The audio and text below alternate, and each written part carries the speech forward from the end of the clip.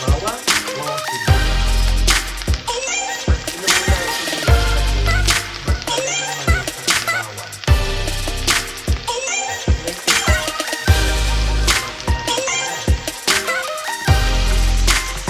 Ito yung baby octopus ay iluluto ko muna siya sa adobo o adobuhin ko muna siya.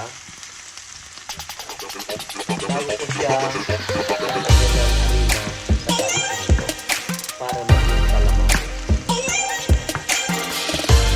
Okay? So kapag ganyan ang ating sibuyas, we have to put now the garlic or the bawang.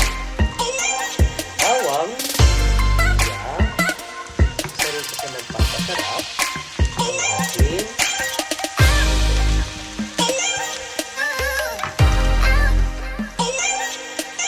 ilagay mo natin ang luya.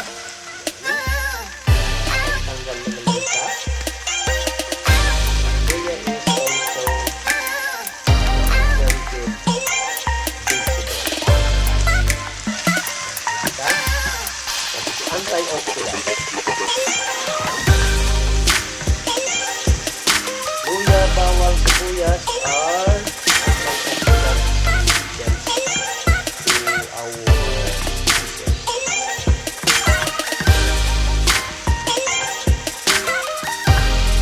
Tingnan mo. Yung bawang, halos luto na siya.